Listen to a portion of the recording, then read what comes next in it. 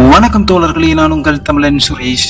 விஷ்ணுவின் சாபத்தால் குதிரையாக மாறிய லக்ஷ்மி தேவியின் கதையை காணலாம் வாருங்கள். சூரிய பகவானுக்கு ரேவனிதா என்ற மகள் இருந்தால் அவளுடைய குதிரைக்கு உச்சை ஸ்ரவஸ் என பெயர். பாட்கடலை கடைந்த போது வெளிவந்த குதிரை அது. ரேவனிதா ஒரு முறை வைகுண்டத்தை நோக்கி பகவான் விஷ்ணுவை தரிசிக்க சென்று கொண்டிருந்தாள். அவள் வருவதை தூரத்தில் இருந்து பார்த்த லக்ஷ்மி தேவி தன்னுடைய பார்வையை அவள் பயணித்து வந்த குதிரையின் மீதிலிருந்து எடுக்கவில்லை.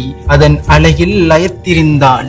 அதனால் விஷ்ணு யார் வருகிறார்கள் என சில முறை கேட்ட போதும் லக்ஷ்மி தேவிக்கு அது காதில் விழவில்லை.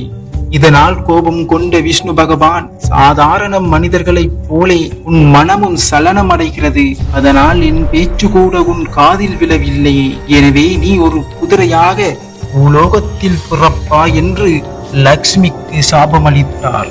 இதனால் வருத்தமடைந்த லக்ஷ்மி, எப்போதும் உங்களை விட்டு பிரியாத நான் செய்த சிறு பிள்ளைக்காக இவ்வளவு பெரிய தண்டனையா என்று கேட்டாள்.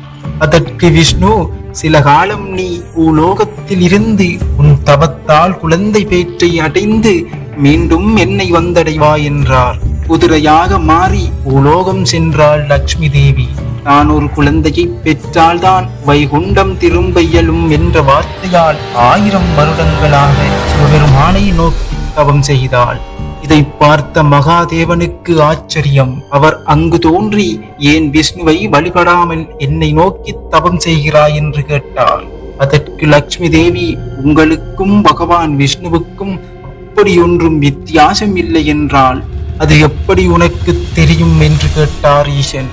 அதற்கு லக்ஷ்மி தேவி, அதை நான் பகவான் விஷ்ணுவிடம் இருந்தே தெரிந்து கொண்டேன். ஒரு முறை அவர் தியானத்தில் இருந்தார். அவர் தியானத்தில் இருந்து வந்ததும் நான் அவரிடம், கடலில் இருந்து நான் வெளிவந்த போது உங்களையே தேவாதி தேவனாய் கண்டேன், மனதில் கணவராக வரித்தேன். அப்படிப்பட்ட தேவனான தாங்கள் யாரை நோக்கி தவம் செய்கின்றீர்கள் என்று கேட்டேன்.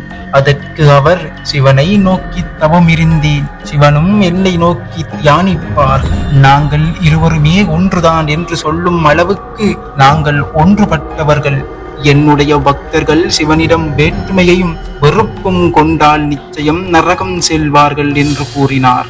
அதனால்தான் நான் உங்களை நினைத்து தவம் இயற்றினேன் என்று முடித்தாள் லக்ஷ்மி தேவி.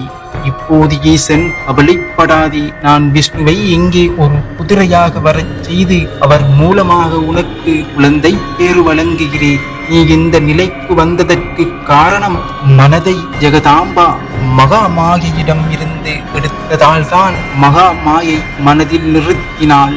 அந்த மாயை வேறு எண்ணங்களுக்கு நம்மை செல்ல விட மாட்டாள் என்று கூறி மறைந்தார் சிவன். இதையடுத்து குதிரை வடிவில் இருந்த லக்ஷ்மி தேவி மகா மாயை நினைத்து தபம் இருக்கத் தொடங்கினாள். இந்த நேரத்தில் சிவபெருமான் மகாவிஷ்ணுவுக்கு ஒரு செய்தி அனுப்பினார். அதில், தேவி அருகில் இல்லையெனில் வாழ்க்கை என்று ஒன்று இல்லை.